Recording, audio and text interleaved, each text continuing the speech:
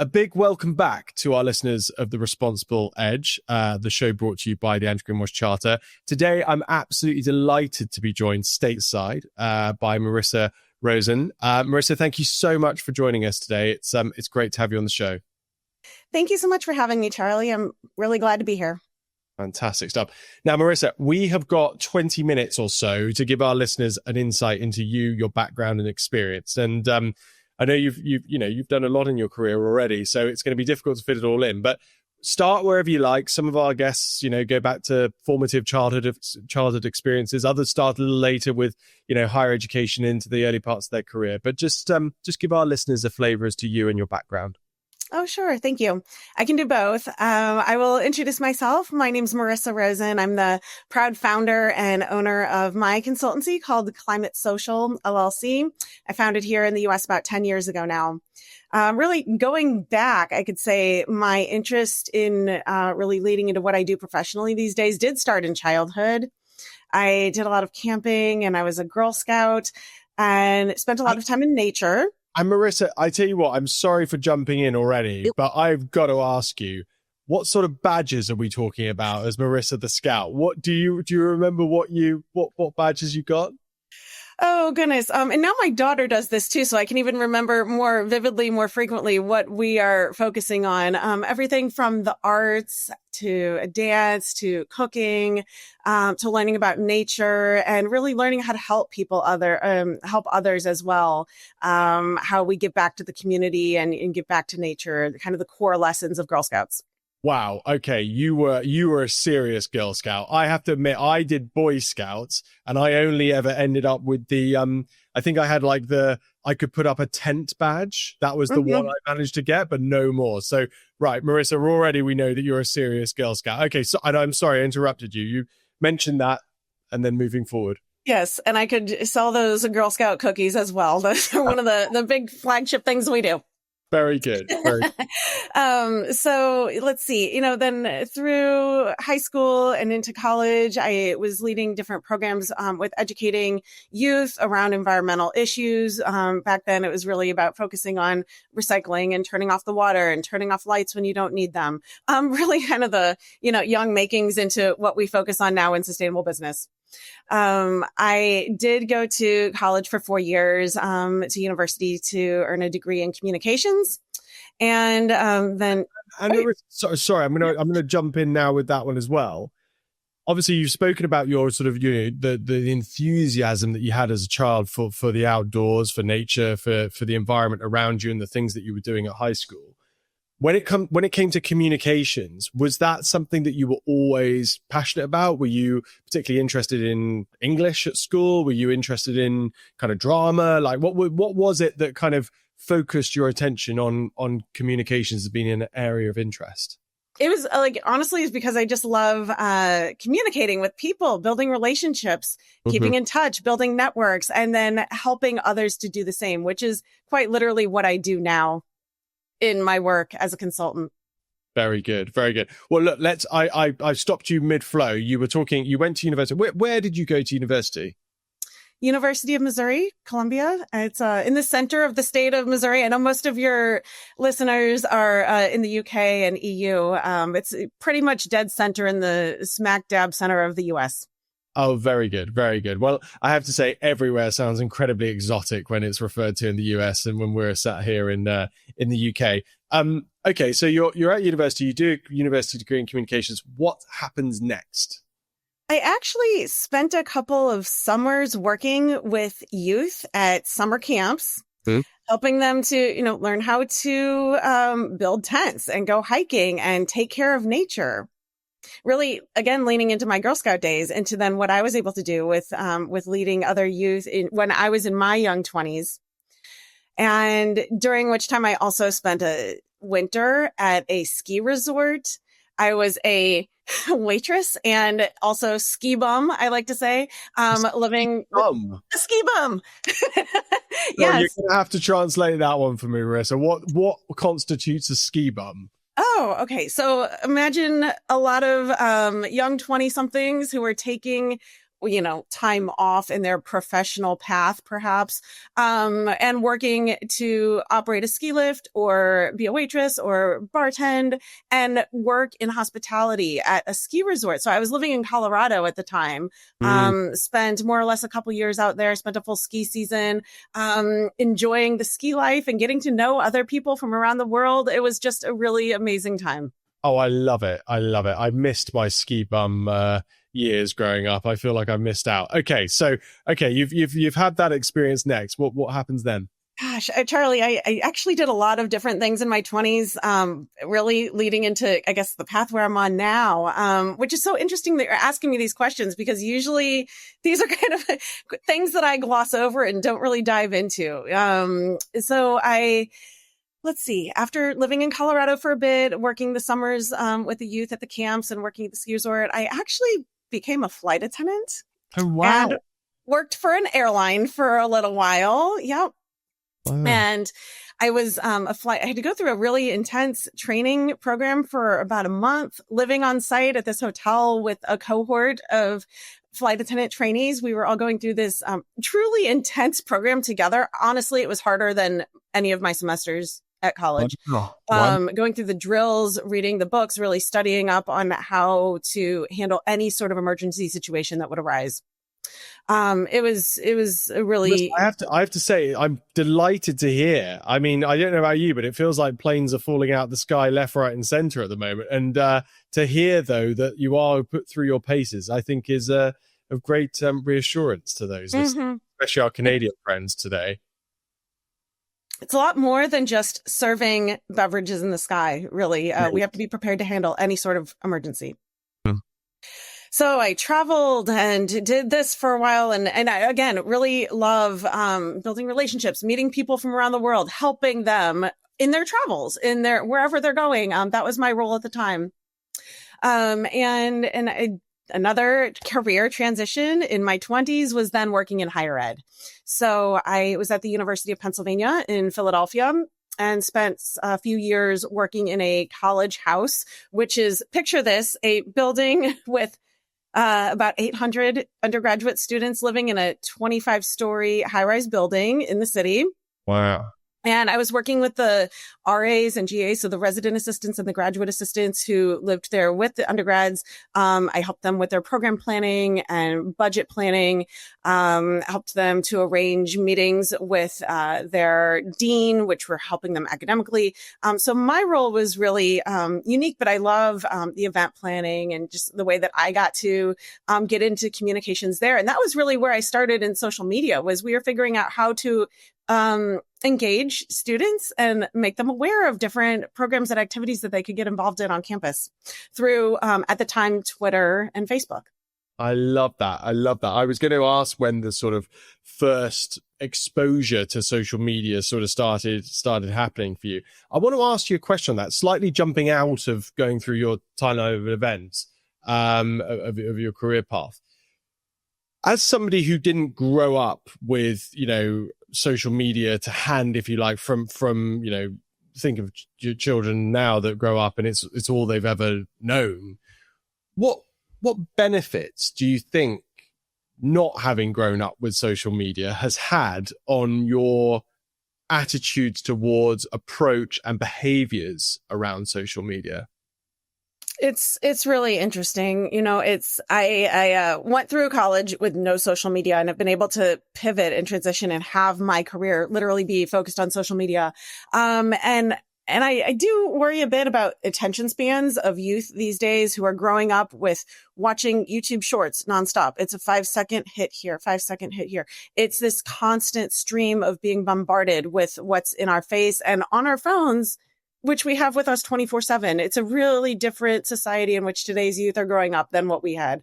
Yes, they're still reading books. Yes, they're still playing sports. They're going to school. They're engaging with their friends. Everything is more or less the same. But, this interaction with media and the, digital communications coming at us at all times are, still in their early days of research and how this is impacting our youth these days. I see it firsthand with my children, and, it kind of TBD to see if it becomes a pro or a con in the way that youth engage with the world. And what in particular, though, about so you're now, a consultant expert within the realms of utilizing social media, and in particular, utilizing it for good, for the positive, if you like. I butchered you introducing yourself. You did it far more eloquently than I've just done. But what benefits do you see in those people that have not necessarily, you've not been affected by social media from the outset of your childhood? What benefits do you think that has upon your approach to your work, if any? Right. Do you think there's anything? Let me throw something at you. I mean, like for me, because obviously we work in kind of similar spaces, and it kind of comes back to a point you've just raised here, is that I think that there's a bit more of a capacity to be able to step back and to be able to look at the bigger, broader picture when it comes to communications, and not being so fixated on the shiny, very kind of immediate sort of impact of things like shorts and reels, etc. Mm-hmm. But actually thinking about a broader, wider communication experience and strategy. Is that a fair observation, do you think, or am I being archaic? Yeah. I think there's in many ways that we could look at this. And one way that is very visible, I think, is even in email formalities. Mm-hmm. And the way that emails are sent and received. If I'm engaging with somebody who is fresh out of university at the age of 22 versus, in their older part of their career, they say that we have 5 generations in the workforce right now. So somebody who's maybe in their 70s who really started their career on typewriters and have, had to transition into using computers and figuring out the digital age. And the way that they send emails is going to look quite differently from the way that a 20-something sends emails. And I'm in the straddle generation in between there. Mm. And so I do still see I can still write a formal letter. My original applications to jobs were on a paper resume. There's, these sort of formalities that I grew up with, even literally 20 years ago, into how things have changed now. Now it's all about, professional networking on LinkedIn, which is great, which I support. Just the way that we communicate with one another, and the style, the sort of maybe more relaxed, casual style that the younger generation has. There's these different areas that you can view. The business space is different and has been changed and has transformed along with the digital communications transformation. Yeah, perfectly described, Marissa. Perfectly described. Now, let me ask you this on just a couple of more questions on you, if you like, before we move on to this week's article. So, obviously, you brilliantly introduced, the pride, which I love hearing people talk about the pride with which, they have set up and structure their own business.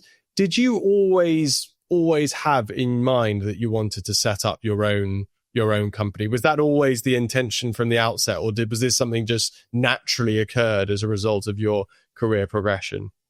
That's a great question, Charlie. Thanks. Did I always envision myself becoming an entrepreneur? The answer to that is no. It just kind of transpired as my career changed and shifted.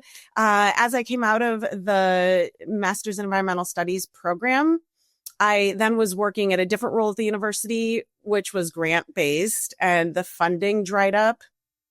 I had already started working as a contractor and consultant with these publications, with Sustainable Brands and then with Triple Pundit here based in the US. And so I was starting to get my feet wet in using these tools of social media to help the publications to promote their editorials and their networks and the content that were coming out of them. And so that became more like a part-time job for me. With the funding going away and my career transitioning, it just sort of happened organically that I was then taking on freelance clients and growing what would then become Climate Social. So 10 years ago, 2015 was when I formally set up my LLC and decided to go into business. I love that. And was it always from the outset? I mean, obviously the publications that you're working with were very much aligned with this, but was it an opportunity too good to bring together your interest in communications and in particular social media, your interest in sustainable business, your environmental consciousness that you've had throughout the whole of your life, as you've described, and then being able to enjoy the thrill and excitement of being an entrepreneur and setting up and running your own business. Was it almost sort of a perfect triangular mix that just said, no, this is the time, I'm going to make this thing happen? You're right. It really was sort of a natural aligning of the stars between my personal interests, my professional educational background in both communications and then environmental studies, and the transition of social media becoming what we know it is now. It was really booming, and having these great opportunities to kind of get my feet wet in freelancing and growing my network, growing my understanding of what is the sustainable business space, and knowing who's who and how everything is working together in this small bubble that we work in. It was perfect. And then I became a mother around the same time that I launched my company. So I've been able to stay at home, and I say I was ahead of the trend of COVID. With COVID, everybody's been working from home these days, but I've been doing this for well over 10 years now, being able to, for myself, create my days, create my schedule, choose who I want to work with, bring in the jobs that are most aligned with my experience and how I can best support my clients. So it's really been overall a win-win. It's been 10 years because time flies when we're having fun. And I don't really know what I would be doing right now if it wasn't this. So I like to say, I'm very blessed with all of the above, with being able to do good work, to work from home, to balance the work and family life and everything. So yes, I've been fortunate, and I've been able to support some rock stars in what they're doing. And that's what makes my work amazing, is that I know that I'm supporting good causes and good people doing good work. Well, it sounds to me like you are equally a good cause, a good person doing great work. So, I think it comes across very naturally and very authentically, the way that you position things, Marissa. Brilliant. Well, look, we've absolutely obliterated through 20 minutes on you. I could ask you loads more questions, but thank you for being so open and sharing a bit more about you and your background with our listeners. Let's move on now. We'll move on to talk about this week's article, which is a piece by, I think, Andrew Cho in Time Magazine from January this year. Would you mind, Marissa, just providing our listeners with a bit of an overview introduction, if you like, to the article? We'll obviously link to the full article through all of our various materials so people can go and check it out, but just give a flavor as to what the article covered, and then perhaps just pick out from the article whatever the most interesting, most impactful sort of bits were from it. Mm-hmm. Sure, Charlie, thanks. And you and I both read this same article, and we both found it very interesting. I think the timeliness and the relevance of this content just couldn't be more kind of pressing in today and where we sit right now. This article looks at Facebook. And, what started about 20 years ago as a fun platform for friends and family to connect with one another and, to have our circles of communication, has really changed a lot over the past decade and has had a lot of political influences. As I'm sure all of your listeners, already know what we're talking about here, from 2016 with that presidential election over here in the US, how it was, influenced from some foreign actors and people accessing private data through Facebook then, and then how it's been spun in different directions with kind of the right versus the left political ideologies and these microcosms of conversations that are happening even within the platform, how things have just, shifted so much. And then we had COVID. And then we had the 2020 election, and then COVID, and now the most recent election in 2024. And each of them just really being paramount to understanding how these tools are operating, how people are engaging with them, how people are really in their echo chambers due to their algorithms on the platforms, and then how they've become a megaphone for political figures. I think we all know kind of what we're getting at here, but it was, really kind of pivotal when in 2020, Zuckerberg's team started using the platform really more with moderation, and they were flagging when there were false posts about COVID. And then, the January 6th happened in the US in early 2021. That was a flagged moment of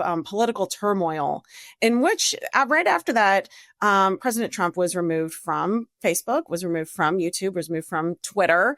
And then we all know what happened next was in 2022, Elon Musk bought Twitter, reinstated Trump. And here we are with the political situation that it is in 2025. So really, historians and researchers are looking back at, really what happened in the past decade. How did Facebook / now it's called Meta. We have WhatsApp, we have Instagram, all under the Meta platform, influence politics and where we are now. It's crazy because this has never happened before. So there's a lot to be read and a lot to be understood right now where we're at. Super interesting, Marissa, and brilliantly sort of introduced. And for anybody that wants to check out the full article, we'll, as I say, link to it. I think like one of the things that really struck me is the speed with which Meta have made this decision to almost 360 and to remove the moderation fact checking program so quickly and to it sort of feels like it's been done so with such speed. And as I say, I think the most impactful visual for me of recent times that relates to this is just seeing the number of tech billionaires that were lining up alongside Trump at his inauguration, and almost sort of seeing Mark Zuckerberg alongside Tim Cook and a number of others, and sort of the role that's having in terms of political favor on perhaps some of these decisions that have been made. Just as a Brit sort of looking across the pond and doing things that way, and therefore being fairly ill-informed. Just touch on that for me, Marissa. Do you feel like this is just a sort of a knee-jerk reaction, if you like, from Meta? Mm-hmm. So ironically, when this article was published was 2 weeks before inauguration. The article that we're referencing now was from early January, which was really just 6 weeks ago. So then we saw it was well timed, I think, on Zuckerberg's part, 2 weeks prior to inauguration, where he might have known that he would be there along with these other tech giants at inauguration. In fact, he gave funds from Meta to the Trump inauguration fund. There's something going on here. It's not just Elon Musk acting by himself, Zuckerberg acting by himself. And even Google has come under fire in the past few days because of Trump's wanting to rename the Gulf to be the Gulf of America instead of the Gulf of Mexico. And so we're seeing pushback from the president of Mexico on that. But where else are we seeing pushback from? And today, we're not seeing other countries step in. I did note something interesting from the article. It looked like the removal of the fact check really was based here in the US. But the fact checkers in Meta in other countries in the world are still doing their same job. It was really just them removing this and, opening the doors for more free speech here in the US. And it is a really, really important point that I think that, if we're going to end up we're obviously in a very globalized, information system, if you like, when it comes to the internet, it comes with the way that we engage with it. It's fascinating to see things be siloed and differentiated depending upon jurisdiction, if you like, and therefore impacted from a political perspective in terms of the degree to which things are managed or moderated. Where do you, Marissa? Let me ask you a more like fundamental question here. So, like, taking the whole like political Meta sort of, was it politically driven, et cetera, to one side, like, where do you sit on the freedom of expression debate when it comes to social media? Do you think that there is a necessity for content moderation of some form, or do you think there are any other forms of solution that could be in play to retain, if you like, freedom of expression in its truest form? Mm-hmm. I think we are really at a dangerous tipping point. I do personally believe that we should have more fact checkers across social media. You said freedom of expression, but Right. we're actually talking about fact checking. Those are two very different things. Back 100 years ago, also stemming from this article from Time, they discussed that there were codes and standards where fact checkers had to really abide by a certain code of ethics. And there were organizations established for fact checkers for the news publications to make sure that they were all kind of aligned with how they were ensuring truth come out of journalism. And we've lost that along the way, really, in the past 20 years, with the rise of social media and allowing individuals to have their sort of freedom of expression, but also freedom to create their own story. And whether that's coming from companies or from politicians or from individuals, we all have these same tools at our fingertips. No matter who you are, no matter who you represent, you can create your own story. You can grow your own following. You can message whoever you want to message in the whole world. I mean, we've never had this sort of freedom of expression or freedom of engagement ever. It used to be you had to literally write with pen and paper and stamp it and put it in the mail if you wanted to reach your politician or reach a celebrity or reach a company, right? So now we can simply send them a Facebook message or tweet at them or send them an email or call them. And we have any sort of way of communication we could possibly want right now. But with that, there's the dangers. And so, I think it's unrealistic to say that there would be or should be somebody monitoring every piece of content that is created, every tweet or every Facebook post. It should not necessarily be moderated, but, it would be, in my opinion, nice to have more than what we have now, which is now it's kind of letting the reins fly, say whatever you want, publish whatever you want. We're not moderating it. Have at it. True or false, it doesn't matter. Versus, okay, can we find a happy ground? Like, can we find a happy medium where there still is some ethics and a standard and, something that people must abide by if they're going to play in this sandbox of social media? Marissa, let me throw something wild and potentially completely silly at you for you to judge. But one of the things I've reflected on is, we're this conversation talking about Meta, etc. We're looking at the responsibility of the platforms themselves to moderate, to essentially be there to control things, perhaps then, influencing freedom of expression, speech, etc. But ultimately the role that the platforms play in moderating what's created. Have we missed the point that actually, as you alluded to, we've gone through this explosion of self-publication that just hasn't been there for like the whole of human history. And we've got this new toy where we can all create a blog and we all post across all social medias, etc. And actually what we've not done is thought about the role that I as an individual play in needing to uphold certain standards of essentially publication practice, if you like, that would ensure that what I did share was of a particular standard. And so I'm talking around the issue here, but imagine a scenario in which every young person that wanted to get a social media account and wanted to start publishing their own content had to do what we had to do when it comes to driving a car. And they had to go through essentially a series of lessons, if you like, about how you go about creating content that is properly substantiated, properly fact-checked, properly sort of resourced and referenced, should I say. Imagine a world where we did that. Mm-hmm. What impact do you think that would have? I hear you. I think that's a really interesting point. And, I've never heard anybody put it in that sort of term before. Think about it as if this was driving a car. Think about it as if you had to get a license to do social media. I like it. I wish that was a reality. Actually, I think that'd be really smart. And with that point, you have to be a certain age. They say you have to be 13 on different platforms to use it, but there really is nobody monitoring that. Anybody can set up any account.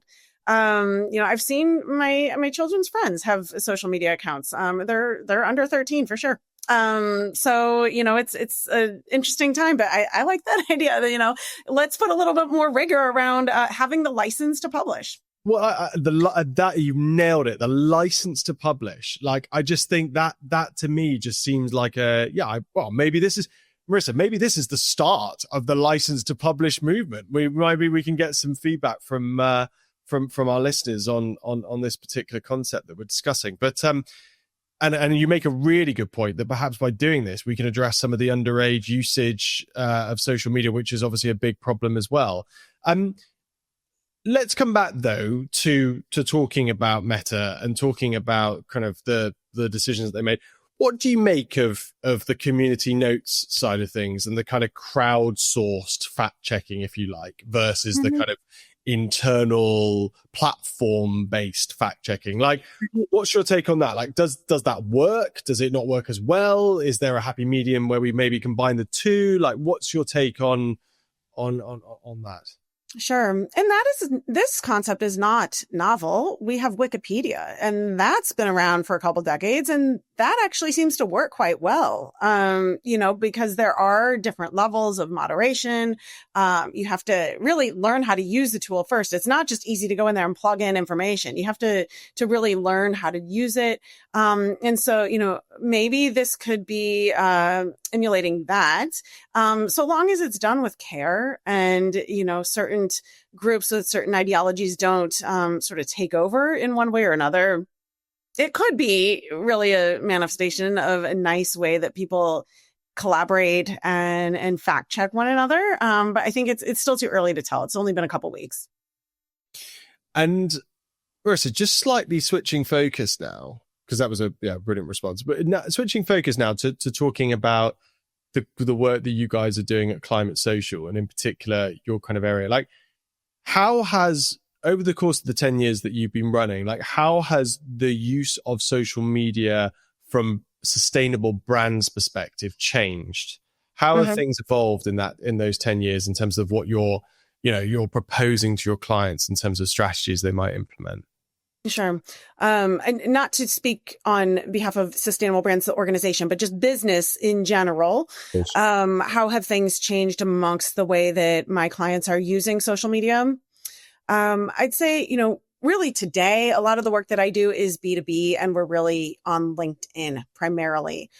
Some of my clients are more B2C. We're using other tools. We are using Instagram, Facebook occasionally. Rarely we'll use Pinterest or other platforms as well. But the space has really opened up. There's more focus on video. There's, of course, TikTok and other platforms similar to TikTok. And, there's Discord. There's different ones that really have their unique niche audience, which is great for different reasons. But for my space, what I do really with sustainable business, focusing on corporations and how to support them in transitioning to better practices and more responsible business, it's LinkedIn. And so, we use those tools for the company pages as well as for individuals, for, CEOs and founders and thought leaders, and how are they expressing themselves on those pages. And that's always existed over the, past 10 or 12 years. But I think there's just a real heavy focus there these days. And out of interest, Marissa, thank you for sharing that with us and clarifying that. Out of interest, and kind of coming back to the articles, I guess, area of interest, i.e. like, the fact checking, if you like, side of things within the B2B context, within the sustainable, business context, if you like. Is there that sort of scrutiny, or is there that sort of suspicion around content that's shared that's as prevalent, if you like, on other platforms like Meta or X? By and large, the work that I do is supporting the helpers, the service providers or the innovators that are working on sustainability. So there's not really so much misinformation out there. Yeah. I would say there's probably, the detractors that want to spread misinformation about the renewable energy companies, or those that are working in agriculture to focus on, climate action. For example, there's definitely detractors out there, but the work of the clients that I'm supporting and how they're helping the corporate ecosystem to be more sustainable. No, there's not. I would say there's not misinformation coming directly around the space that I work in. However, there is the couple phenomenons that we talk about, greenwashing and green hushing now. So greenwashing would be companies saying that they're doing a little bit more than they are, flubbing the truth a little bit about how much recycled content they use, or how they're impacting their supply chains, or where their content's coming from. There's different ways that companies could green wash. And I'm sure you can talk more to that too. Versus then also now green hushing, which is the opposite effect of that, which is when companies actually are legit taking great actions and, doing the right thing, if you will, but they're not talking about it for fear of political backlash. And Marissa, you've nailed it. I mean, I think it's, as you say, it's the growing concern really is the green hushing element. I mean, greenwashing is terrible in of itself, but I feel like that's almost the phenomenon that because of awareness, if you like, standards of practice and standards of sort of, what's the word? The sort of the bar, if you like, of what's required in order to substantiate your claims has certainly risen significantly. The major issue is that if we create an environment in which organizations don't feel like they can communicate about the great stuff that they're doing, they're not going to be compelled to continue to invest in that great stuff because they're not able to realize the public positioning brand benefit, if you like, from being able to do so.